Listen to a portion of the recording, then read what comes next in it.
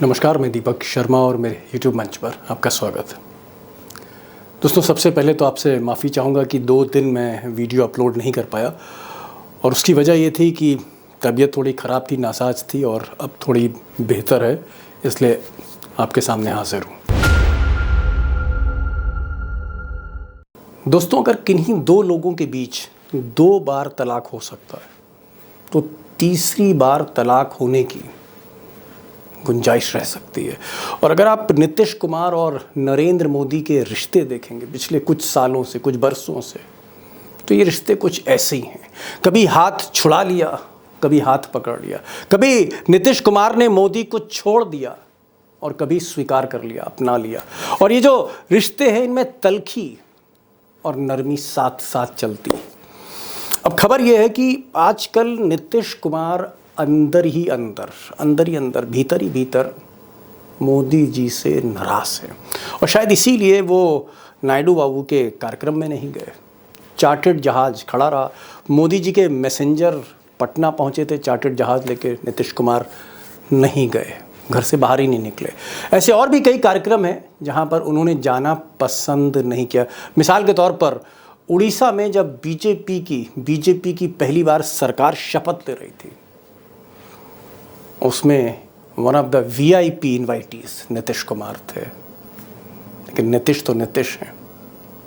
अब नीतीश कुमार की जो इस वक्त मोदी जी से नाराज़गी, उसकी वजह यह है कि नीतीश कुमार काफ़ी समय से मोदी जी पर दबाव डाल रहे हैं कि बिहार विधानसभा को भंग करिए, बिहार विधानसभा का चुनाव कराइए।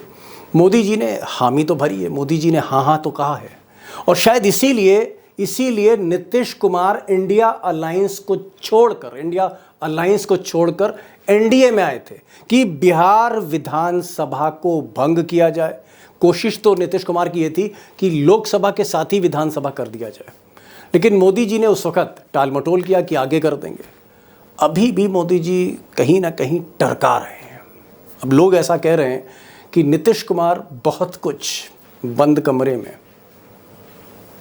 मोदी जी के बारे में आजकल कह रहे हैं और ये भी सुना गया है कि अगर मोदी जी अपने वायदे से पलटे, अगर उन्होंने विधानसभा को लेकर, भंग करने को लेकर ज़्यादा टाल मटोल की, तो नीतीश कुमार एक बार फिर बाय बाय कर सकते हैं, कुछ भी कर सकते हैं किसी भी वक्त। उधर इंडिया अलायंस में कई ऐसे नेता हैं जो नीतीश कैंप के संपर्क में हैं। इसमें 2 नेताओं का मैं ख़ास तौर पे जिक्र करना चाहूँगा। एक तेजस्वी यादव जो भतीजे हैं नीतीश कुमार के, और दूसरे इस देश के असली चाणक्य, राजनीति के चाणक्य शरद पवार। तेजस्वी को तो आपने देखा होगा, कुछ दिन पहले ही उनकी तस्वीरें आई थी जब वो एक ही जहाज़ में थे, एक ही फ़्लाइट में थे, पटना से दिल्ली। और पहले वो आगे पीछे बैठे थे सीट्स पर और फिर बराबर की सीट्स पर दोनों लोगों को देखा गया, तस्वीरें सामने आई। तो तेजस्वी अभी भी संपर्क में है।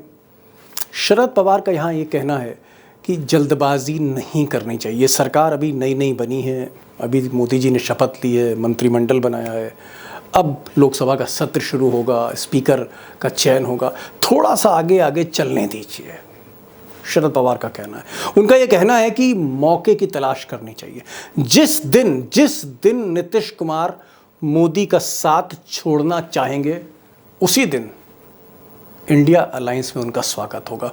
और नीतीश कुमार पर इस वक्त मल्लिकार्जुन खड़गे हों, राहुल गांधी हों, सोनिया गांधी हों, या फिर अखिलेश यादव हों, या फिर उद्धव ठाकरे हों, सबकी सहमति है, आने दीजिए।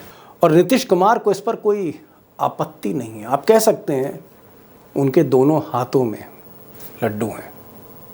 अब दोस्तों, जो सबसे बड़ा सवाल है वो ये है कि क्या नीतीश कुमार और नरेंद्र मोदी के बीच में दूरियां बढ़ रही हैं? क्या किंग और किंग मेकर के बीच में दूरियां बढ़ रही हैं? और अगर बढ़ रही हैं तो इसकी लिमिट क्या है, इसकी हदबंदी क्या है?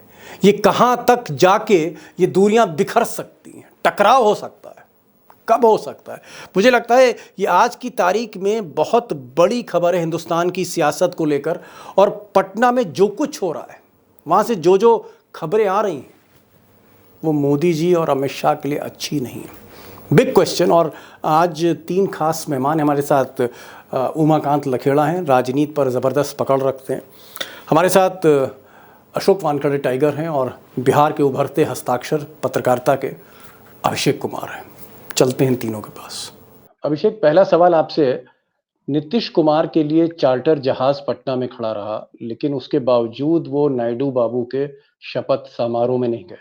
कहने वाले ये भी कह रहे हैं कि ज्यादातर एनडीए के जो कार्यक्रम है उन्होंने उसका बहिष्कार कर दिया। कायदे से इस किंग मेकर को, नीतीश कुमार को, तो भुवनेश्वर में भी होना चाहिए था, जहां एक नई सरकार चुनी जा रही थी बीजेपी की। ऐसी नाराजगी क्या है? क्या लल्लन सिंह को लेकर नाराज हैं, मोदी जी से कुछ नाराजगी है, या फिर जो वो चाहते थे कि विधानसभा भंग हो जाए और वो काम बीजेपी नहीं कर रही है? जो तीसरी बात दीपक जी आपने कही है वो पहली बात है। दरअसल पहली नाराजगी की वजह यही है क्योंकि 28 जनवरी 2024 को जब नीतीश कुमार को इस गठबंधन में लाया गया, एनडीए गठबंधन में बिल्कुल चुनाव के पहले लाया गया, तब कहा गया कि लोकसभा के साथ बिहार में विधानसभा चुनाव करा लिए जाएंगे। और उस वक्त जब नीतीश कुमार आ गए तब उनको कहा गया कि तत्काल अभी के लिए इसको छोड़ दीजिए, इसको महाराष्ट्र और हरियाणा का जो अगला जो चुनाव वाला जो दौर होगा अक्टूबर नवंबर में उसके साथ करा लिया जाएगा। उस पर नीतीश कुमार किसी तरह मान गए। अब वो चुनाव की नौबत जब आई तो बिहार के एक बाई इलेक्शन का नोटिफिकेशन निकाल दिया गया। और हड़बड़ी देखिए, आश्चर्य की बात यह है कि बाई इलेक्शन भी थोड़ा चुनाव आयोग इंतजार करके निकालता है। 4 सीटें और खाली हुई है, 4 लोग सांसद बने हैं, उसके लिए थोड़ा इंतजार करना चाहिए था, लेकिन इंतजार चुनाव आयोग ने नहीं किया। और एक सीट जो लोकसभा चुनाव के ठीक पहले खाली हुई थी उस पर रुपौली विधानसभा पर नोटिफिकेशन निकाल दिया। अब चुनाव आयोग बिना दिल्ली के इशारे के निकाला हो, ये बात आम लोग तो नहीं समझते हैं। अब भी जो चर्चा है वो चर्चा ये है कि नीतीश कुमार बिहार विधानसभा को भंग करना चाहते हैं, क्योंकि जहां तक मेरी जानकारी है, भाव इस मामले को ज्यादा बेहतर बताएंगे, महाराष्ट्र में अक्टूबर के लास्ट वीक और नवंबर के फर्स्ट वीक में चुनाव हुआ था और उसके लिए जुलाई के एंड या अगस्त के फर्स्ट वीक में इलेक्शन कमीशन चुनाव के लिए नोटिफिकेशन निकालेगा, आचार संहिता लगेगी। उसके पहले, उस नोटिफिकेशन के पहले बिहार विधानसभा को भंग होना चाहिए। चुनाव आयोग के पास ये इत्तला होनी चाहिए कि बिहार में अब विधानसभा अस्तित्व में नहीं है, इसी के साथ चुनाव कराना होगा। तो उस काम के लिए नीतीश कुमार को अभी विधानसभा भंग करना है। उस पर भारतीय जनता पार्टी की तरफ से खबरें आ रही है कि वो लोग फिलहाल तैयार नहीं है, वो टाइम बाई करना चाहते हैं कि जैसे लोकसभा चुनाव के समय महाराष्ट्र का हवाला देकर टाला गया, फिर इसको इस बार हवाला दे दिया जाए दिल्ली के विधानसभा चुनाव का, और दिल्ली करीब आ जाए तो कहा जाए कि नवंबर में तो है ही, तो हड़बड़ी किस बात की है। नीतीश कुमार इस गेम को समझ गए हैं। जी, एक छोटा सा सवाल, उसके बाद मैं जाऊंगा टाइगर के पास, तो फिर मुझे जो है वो लखेड़ा साहब से बात करनी है। छोटा सा सवाल मेरा ये और एक छोटा सा जवाब। क्या नीतीश कुमार या नीतीश कुमार के लोग लालू कैंप के संपर्क में, क्या नीतीश कैंप लालू कैंप के संपर्क में है? देखिए, नीतीश कुमार और लालू यादव हमेशा संपर्क में रहते हैं, चाहे वो सत्ता में रहे चाहे वो सत्ता में न रहे। नीतीश कुमार और लालू यादव के संपर्क कभी टूटते नहीं है। तेजस्वी यादव लगातार उनको एक तरह से इंडिकेशन देते रहे कि आपका हमेशा स्वागत है। पूरा इंडिया गठबंधन उनको इंडिकेशन दे रहा है। केसी त्यागी ने तो कह दिया कि प्रधानमंत्री पद का ऑफर है, यूं ही तो नहीं कहा था। और तेजस्वी यादव, नीतीश कुमार दोनों फ्लाइट में एक साथ गए, फोटो खिंचवाई, फोटो वो वायरल हुई। क्या बिना नीतीश कुमार की इच्छा के ये हुआ था? और बाद में ये भी देखा गया, दूसरी फोटो भी आई, तेजस्वी यादव पीछे की अपनी सीट छोड़कर नीतीश कुमार के बगल में आके बैठ गए। तो ये सारी चीजें अनायास ही नहीं हो रही थी, इसके पीछे एक बड़ी पॉलिटिकल स्क्रिप्ट है कि अगर बीजेपी नहीं मानती है तो इसका सीधा मतलब है कि इस विधानसभा के कार्यकाल को पूरा करवाना चाहती है बीजेपी, और जब कार्यकाल पूरा करवाना चाहती है तो आरजेडी के साथ दिक्कत क्या है कार्यकाल पूरा करने में, ये पूरा गणित है। बड़ी संभवतः नायडू बाबू भी इसी का इंतजार कर रहे हैं कि पहले नीतीश जी पाला तो बदले। It's a big political script आप कह रहे हैं, बड़ी एक पॉलिटिकल स्क्रिप्ट है। टाइगर, मैं जानना चाह रहा था, जैसे हम लोग एक सीरियल देखते थे विक्रम और बेताल, विक्रम के कंधे पे जो है बेताल सवार हो जाता था। आपको लगता है कि मोदी जी के लिए ये विक्रम बेताल की कहानी हो सकती है और कभी भी किसी भी समय कुछ भी हो सकता है? 2 महीने बाद, 3 महीने बाद? बिल्कुल कुछ भी हो सकता है, किसी भी क्षण कुछ हो सकता है। जब हम बातचीत कर रहे हैं तो हो सकता है कि इसके प्रोग्राम के बीच में हमें प्रोग्राम बदलना पड़े। इतनी चीजें वोलाटाइल है क्योंकि नरेंद्र मोदी और अमित शाह ने जीवन में कभी मिलीजुली सरकार चलाई नहीं। उनके लिए ये most difficult phase of life है। एक तरफ संघ हमलावर है, दूसरी तरफ बीजेपी के जो हार्डकोर कार्यकर्ता है वो हमलावर है, और जिन 52 लोगों के कुनबे के भरोसे वो है, उसकी कोई सर्टेनिटी नहीं। ये कोई वेताल माने सिर्फ क्या आप नीतीश और चंद्रबाबू नायडू को मत लीजिए, बाकी जो 52 का गुट है, मतलब ये आप कह रहे हैं 52 कि का, विक्रम पे कई वेताल सवार हैं। अरे कई वेताल सवार है भाई। सवाल ये 52 के 52 वेताल है। आपको क्या लगता है कि यदि कल इंडिया गठबंधन का पलड़ा भारी होता दिखा जाए तो पासवान क्या चिटके रहेंगे आके? उनको भी तो मंत्री बनना है, वो इधर आ जाएंगे। ये 52 लोगों का ईमान धर्म क्या रहा है, इनका इतिहास देखिए। इन्होंने हमेशा सत्ता के लिए पलटा मारा है, और क्यों नहीं मारे?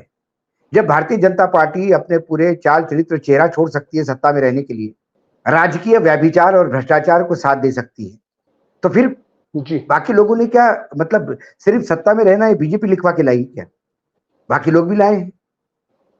तो ये वर्तमान में मैं तो कह रहा हूं कि बजट सेशन, स्पीकर का चुनाव, उसके बाद आने वाला हर बिल परीक्षा होगा। आप इसमें मत बनाइए कि स्पीकर हो गया तो ठीक है, वोट फॉर कॉन्फिडेंस हो गया, ताली बजाओ ना। हर बिल, किस बिल पे कौन फूफा नाराज हो जाएगा? क्योंकि शादी में जितने बाराती है उसमें से 20-25% फूफा है। जी तो इन सही कह रहे फूफाओं हैं। को समझाने के लिए कौन है इनके पास? कोई नहीं है, क्योंकि इन्होंने पिछले 10 साल में निरंकुश सत्ता चलाकर एक फौज तैयार करी जो नरेंद्र मोदी से ज्यादा आरोगेंट है। नाम लीजिए आप, इस मंत्रिमंडल में एक आदमी का नाम लीजिए जो आरोगेंट नहीं है। सही मुंह तो बात जी नहीं कर सकते ये लोग। इनके जनरल सेक्रेटरी देखिए ऑर्गेनाइजेशन के, सब नरेंद्र मोदी है। तो जी कौन है ऐसा जो अक्रॉस द पार्टी लाइन जाके संभालेगा? और जो जी फ्लोर मैनेजमेंट होती है वो इन्होंने जीवन में नहीं की, क्योंकि फ्लोर पे इनका राज रहा है। पहली बार जी ये फ्लोर खिसकता हुआ नजर आ रहा है, और फ्लोर मैनेजमेंट के लिए आपने पार्लियामेंट्री अफेयर ऐसे आदमी को दे दिया है, शायद वो मालूम भी नहीं उसको कि टोटल अपने अपने कुनबे में कितने लोग हैं, इसका टोटल नाम पूछे पॉलिटिकल पार्टीज को तो बता नहीं हो सकता। वो जी पार्लियामेंट्री अफेयर देखेगा तो फ्लोर मैनेजमेंट कौन करेगा? और ये फ्लोर मैनेजमेंट रोज का है, एवरीडे। बड़ी बड़ी बड़ी बात कही, बड़ी बात कही। भाई लखेड़ा साहब, आपने तो इतनी सरकारें देखी है। जैसे अगर मैं वाजपेयी साहब की बात करूं, लोग ऐसा कहते हैं कि वाजपेयी साहब किसी को गुलाब का फूल दे देते थे। कोई नाराज सहयोगी दल का नेता जाता था, ममता बनर्जी टाइप, तो किसी मिठाई के डब्बे में से वो बर्फी दे देते थे उनको। या फिर जॉर्ज फर्नांडिस हैं तो कोई एक लतीफा सुना देते थे और ठाका लग जाता था। तो वाजपेयी में जो एक गुण थे, या फिर उनके साथ साथ एक प्रमोद महाजन जैसा एक व्यक्ति था, फ्लोर मैनेजमेंट का एक्सपर्ट, इस तरह के लोग टाइगर कह रहे हैं कि इस सरकार में नहीं है। यहाँ पर चाणक्य भी एरोगेंट है और बादशाह भी एरोगेंट है, मोदी भी एरोगेंट है और अमित शाह भी एरोगेंट है, और टाइगर का तो ये आरोप है कि हर नेता एरोगेंट है, हर नेता वहां स्मृति ईरानी टाइप का है। तो ऐसी स्थिति में नीतीश कुमार को संभालना, नायडू बाबू को संभालना, योगी को संभालना, या फिर मोहन भागवत को संभालना, आपको लगता है कि बड़ा मुश्किल होगा सहयोगी दलों को साथ लेके चलना? देखिए, सबसे बड़ी बात और महत्वपूर्ण बात तो ये है कि जो प्रधानमंत्री संसद के भीतर 4 महीने पहले, 3.5 महीने पहले 400 पार का नारा देते हैं, और उसके बाद चुनाव प्रचार के बीच में अपने एक गोदी मीडिया के सरदार जी को इंटरव्यू देते हैं कि 400 पार तो मैंने मूर्ख बनाने के लिए किया था, कि ताकि विपक्ष बोले नहीं नहीं नहीं 400 पार नहीं आ रहे हैं।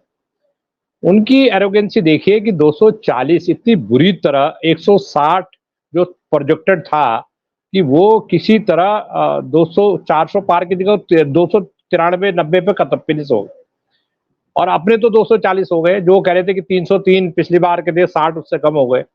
मेरा ये कहने का मतलब है कि जो 370 कहा था हाँ, बीजेपी। जी जी जी 370 बीजेपी, तो 370 में आप कितने आए? 240।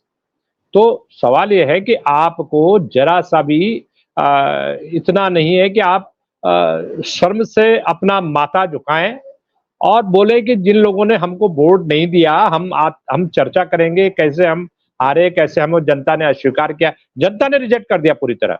और इनका घमंड है, इनका घमंड बोल रहा है, इनका गरूर बोल रहा है कि इन्होंने उसको स्वीकार नहीं किया, हार को स्वीकार नहीं किया। और ये एक शब्द नहीं बोला कि हम विचार करेंगे कि हमें सरकार बनानी चाहिए कि नहीं बनानी चाहिए।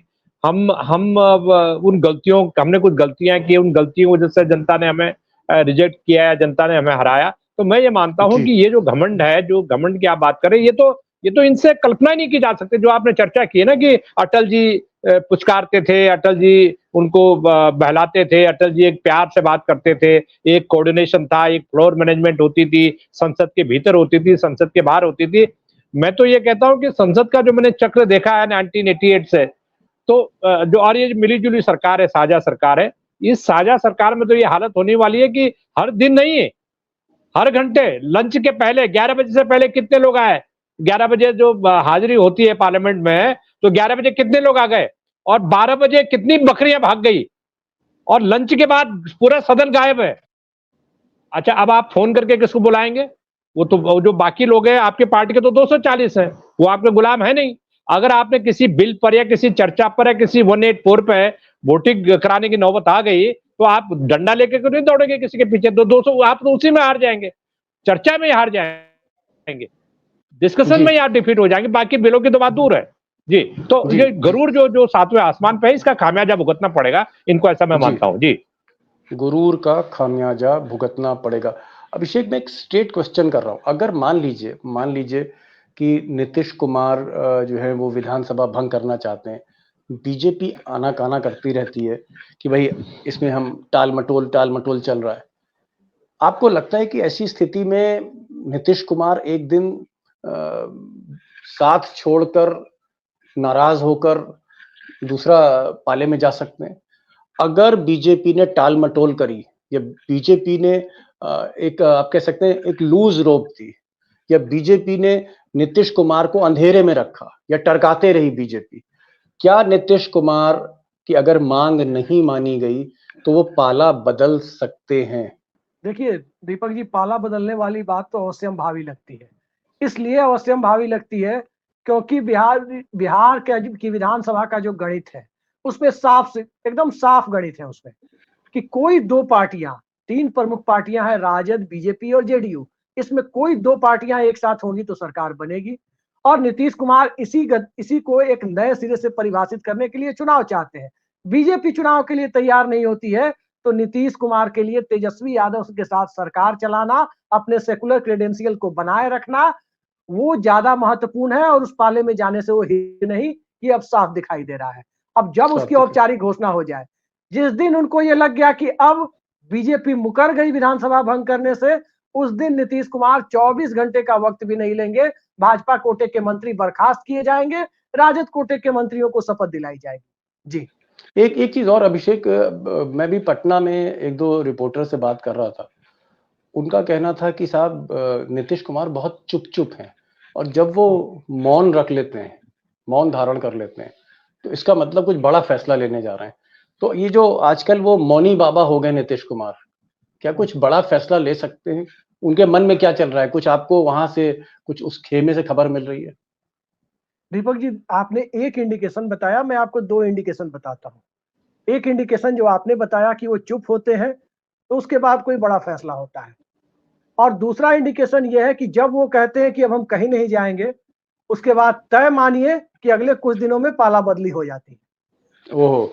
ये दो इंडिकेशन है। मैं आपको बता दूं, 3 महीने से कैबिनेट बैठक नहीं हुई है। आज कैबिनेट बैठक 4:30 बजे नोटिफाई किया गया है कि आज आनंद फानंद में कैबिनेट बैठक बुलाई गई है। जी जी, जब चारों लेकिन वो तरफ तो चर्चा चलने लगी तब जी ये जी नहीं, वो तो नोटिफिकेशन हम आया देख है रहे कि हैं सम्राट चौधरी और नीतीश कुमार के बीच में जो कुछ हम एक बॉडी लैंग्वेज हो तो हमें जी। दिख ही रहा है। और टाइगर, एक मैं आपको चीज। एक घटना जी बता देता हूं दीपक जी।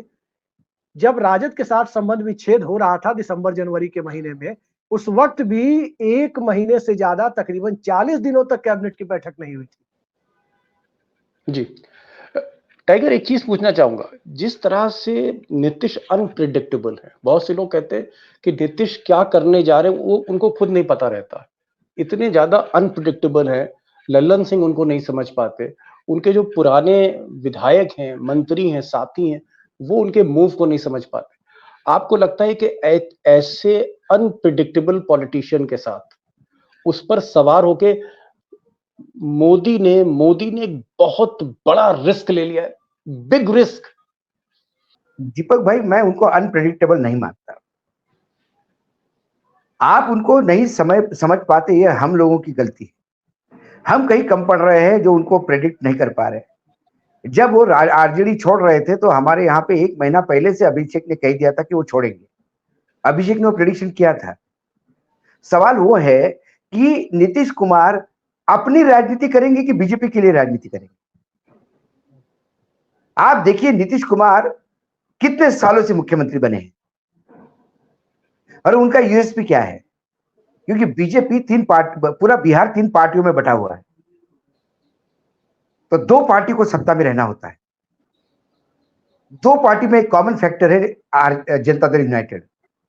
कभी आरजेडी साथ में होती तो कभी बीजेपी साथ में होती, लेकिन मुख्यमंत्री नीतीश ही होते हैं। तो नीतीश ने अपने हाथ में बागडोर रखी। एक जगह नीतीश गच्चा खा गए, वो पिछले चुनाव में विधानसभा के, जब वो बीजेपी के साथ गए, लेकिन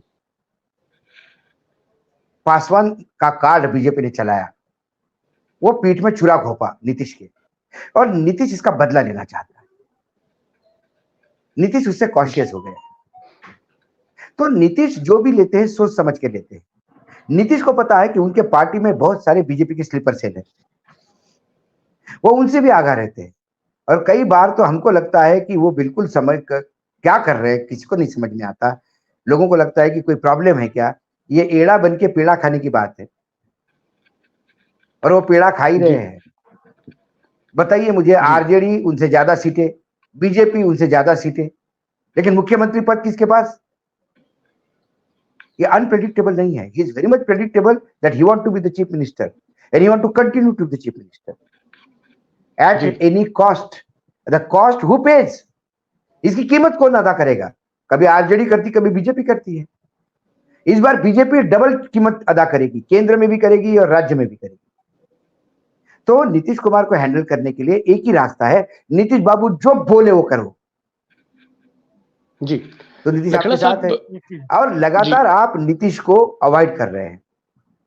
नीतीश पिछले 6-8 महीने से लोग विधानसभा भंग करने की बात कर रहे हैं। लोकसभा के टाइम पे आपने लॉलीपॉप दिया और बीच में विधान परिषद का नोटिफिकेशन लाया। इस बार वो आए तो इनको फिर लॉलीपॉप दिया कि अभी जल्दी करते हैं, लेकिन फिर बाई इलेक्शन का नोटिफिकेशन दिया। नीतीश किसी भी हालत में महाराष्ट्र, झारखंड, हरियाणा के साथ अपना चुनाव करवाना चाहता है। जी लखेड़ा साहब एक बहुत ही क्रूशल क्वेश्चन पे मैं आना चाह रहा हूँ, बहुत ही क्रूशल क्वेश्चन। और क्रूशल क्वेश्चन ये है कि ये हम सब जानते हैं, चाहे टाइगर हो, चाहे अभिषेक हो, आप हो, हम सबको पता है कि Nitish Kumar is not in best of health. उनका स्वास्थ्य ठीक नहीं है। क्या आपको लगता है कि मोदी जी ने या गुजरात लॉबी ने जिस तरह से एक नवीन पटनायक, उनका भी स्वास्थ्य ठीक नहीं है, उनकी भी सेहत ठीक नहीं है, उम्र भी है, जिस तरह से एक नवीन पटनायक को कमजोरी की स्थिति में उनका गला पकड़ लिया, क्या आपको लगता है कि गुजरात लॉबी नीतीश कुमार को लेकर भी यही इंतजार कर रही है? क्योंकि कोई वली वारिस तो है नहीं, ना ही ये परिवार की पार्टी है, और अगर आप देखें जेडीयू मतलब नीतीश कुमार, क्या नीतीश कुमार को नवीन पटनायक मॉडल पर देख रही है, परख रही है बीजेपी कि ये कमजोर हो, इनका स्वास्थ्य और खराब हो और हम बिहार पर कब्जा कर ले जिस तरह से हमने उड़ीसा पे कब्जा कर लिया है? एक बात बताना चाहता हूं कि नवीन पटनायक और जगनमोहन रेड्डी ने, वाईएसआर जगनमोहन रेड्डी, 2 लोगों की इस चुनाव में दुर्गति हुई है। दुर्गति का सबसे बड़ा कारण क्या है कि भारतीय जनता पार्टी से दोस्ती, फ्रेंडशिप, और जो क्रूशियल मौके जिसमें नेशनल इंटरेस्ट के, चाहे फार्मर के इश्यूज रहे हों, चाहे दूसरे अहम विधेयक रहे हों, सरकार के खिलाफ जब मणिपुर को लेकर के नो कॉन्फिडेंस मोशन आया हाउस के अंदर, तो इन दोनों पार्टियों ने डायरेक्टली इनडायरेक्टली बचा दिया मोदी सरकार को एम्ब्रेसिंग सिचुएशन होने से। और इन लोगों ने ये नहीं सोचा कि 4 महीने 6 महीने बाद चुनाव होने हैं, और चुनाव में हमें जनता का सामना करना है। तो इनकी जो मिट्टी पलीत हुई है, उसी मिट्टी पलीत का मतलब भारतीय जनता पार्टी से इनकी दोस्ती है। और आज जो एलाइज है, एनडीए के एलाइज, मैं उसमें नीतीश कुमार और जो चंद्रबाबू नायडू, दोनों ही साथी रहे, मतलब मैं पॉजिटिव सेंस में बोल रहा हूँ, ये चालाक पॉलिटिशियन है। इनको पता है कि बीजेपी से दोस्ती की बहुत बड़ी कीमत चुकानी पड़ती है। मैंने आंध्र प्रदेश के इलेक्शन कवर किया, कई जिलों में गया, वहां इतना माइनॉरिटी वोट है, यहाँ दूसरे कई तरह के माइनॉरिटीज है, वहां गरीब गांव में गरीबी है, वो मुद्दे हैं जो बिहार में मैंने जो पॉवर्टी देखी उसी तरह के गांव भी आंध्र प्रदेश के गांव में पॉवर्टी है। मैं आपको बता रहा हूं कि नीतीश कुमार अगर नहीं गए इन एनडीए से अपनी दूरी बना रहे हैं, तो उसके सबसे बड़ी कारण है कि वो नवीन पटनायक नहीं बनना चाहते। वो एक विजेता योद्धा के तौर पर जाना चाहते हैं, वो जगनमोहन रेड्डी नहीं बनना चाहते। और वो भारतीय जनता पार्टी का जो गेम जो चौखट बिछा रखी है, उस चौखट में नहीं फंसना चाहते। उनका सबसे पहला बिहार है, बिहार के इंटरेस्ट में जो होगा नीतीश कुमार करेंगे, अब उनके सलाहकार करेंगे, उसी हिसाब से वो चलेंगे। तो मुझे नहीं लगता कि वो नवीन पटनायक की हालत में पहुंचेंगे। जिस दिन वो राजनीति छोड़ेंगे, वो बिहार विधानसभा का चुनाव जीतेंगे और उसके बाद कहेंगे मैं आज राजनीति से संन्यास ले रहा हूं। वो हाथ कांपते हुए राजनीति नहीं छोड़ेंगे। समय हो रहा है, एक एक मिनट का बस अभिषेक से और फिर टाइगर से। अभिषेक, सिर्फ एक लाइन में जवाब दीजिए। मेरी जानकारी में जितने भी पत्रकार हैं बिहार के, आप एक वाहिद पत्रकार हैं जो नीतीश कुमार को बहुत करीब से जानते हैं। आप चाहें तो मिनटों में एक डॉक्यूमेंट्री बना दें उनके ऊपर। ये बताइए, Nitish Kumar of the record, बंद कमरे में, जब उनकी वो पार्टी चलती है, चाय वाली पार्टी, नीतीश कुमार मोदी जी के बारे में क्या सोचते हैं? मोदी जी के बारे में उनके ख्याल क्या हैं ऑफ द रिकॉर्ड, बंद कमरे में? दीपक जी, एक पत्रकार मित्र है, परसों की बात है, हमारे आपके सबके मित्र है, नाम नहीं लूंगा। उनकी परसों मुलाकात हुई नीतीश कुमार से और उन्होंने उनसे कहा कि दिल्ली तो आपका रास्ता देख रही है, आप कहाँ वापस चले आए दिल्ली से। तो बहुत खिलखिला कर हंसे और उनके साथ उन्होंने खूब अच्छी बातचीत की। मैंने उनसे पूछा भी कि उनके स्वास्थ्य के बारे में तरह तरह की खबरें चलती है, क्या लगा आपको? बोले, कौन आदमी कहता है कि उनका स्वास्थ्य खराब है, मुझे तो वही नीतीश कुमार दिखाई दे रहे थे जो 15 साल पहले थे। दरअसल कुछ नहीं है, आज की तारीख में एक ही चीज है कि भारतीय जनता पार्टी से वो पिंड छुड़ाना चाहते हैं।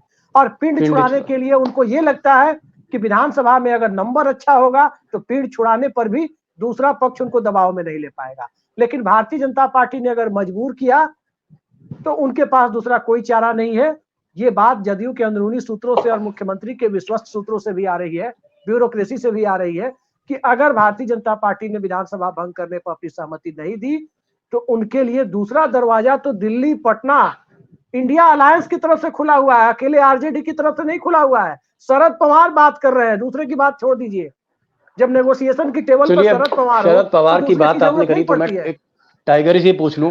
टाइगर, आपको लगता है कि अगर इस तरह की परिस्थितियां बनती हैं जहां नीतीश कुमार की नहीं बनती है मोदी से, क्या शरद पवार, राहुल गांधी, सोनिया गांधी, लालू यादव, अखिलेश यादव, उद्धव ठाकरे, नीतीश पर सहमति बन जाएगी? आराम से दीपक भाई, और ये सब लोग नीतीश से बात कर रहे हैं। किसने कहा संवादहीनता है? जितनी संवाद एनडीए में नहीं है, उससे ज्यादा इंडिया गठबंधन का संवाद है नीतीश से। कैलेंडर के साथ बता रहा हूं मैं आपको।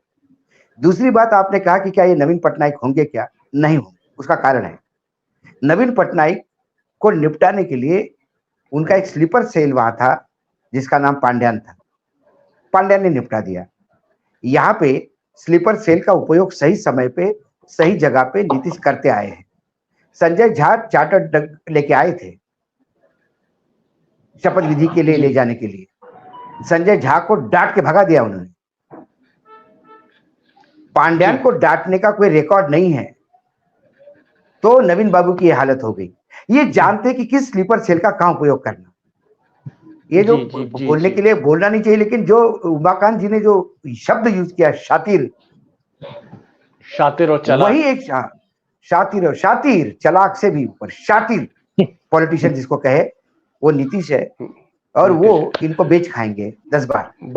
बड़ी बात आपने कही कि शातिर हैं, मोदी से कहीं ज्यादा शातिर हैं और इनको 10 बार बेच खाएंगे। और एक बात जो अभिषेक ने कही कि अगर विधानसभा भंग होने पर बीजेपी टाल मटोल करती है, परेशान करती है नीतीश कुमार को, तो नीतीश कुमार 1 मिनट उनको नहीं लगेगा पाला बदलने में। और जो टाइगर ने कहा कि चाहे शरद पवार हों, चाहे उद्धव ठाकरे हों, चाहे बाकी नेता हों इंडिया अलायंस के, सारे लोग संपर्क में। एक बात जो अभिषेक ने कही कि लालू कैंप और नीतीश कैंप में लगातार बातचीत होती रहती है, और मैं लखेड़ा साहब की वो बात कहूंगा कि अगर कोई पॉलिटिशियन बहुत ही शातिर, बहुत ही चालाक है, तो वो नायडू बाबू हैं और नीतीश कुमार है, और दोनों ही इस वक्त मोदी जी के पीठ पर सवार हैं। आप सोच सकते हैं मोदी जी का क्या हाल होगा। एक तरफ नीतीश और नायडू हैं, दूसरी तरफ हम देख रहे हैं मोहन भागवत आजकल नाराज हैं, योगी जी भी हैं, कहीं ना कहीं कोप भवन में बैठे हुए हैं, गडकरी बहुत खुश नहीं है। अंदर बाहर और एनडीए हर तरफ आप कह सकते हैं मोदी जी के लिए कहीं ना कहीं चुनौतियां हैं, और सबसे बड़ी चुनौती है कि उनके पास नंबर नहीं है। उनके पास 240 है, तकरीबन 32 सांसदों की उनके पास कमी है, कैसे पूरी करेंगे। एक बहुत चुनौतीपूर्ण समय होगा। 24 जून से जो है सत्र शुरू होने वाला, देखते हैं आगे आगे क्या होता है। अभिषेक आप आए, लखेड़ा साहब आप आए, और टाइगर आप आए, बहुत बहुत शुक्रिया आपका।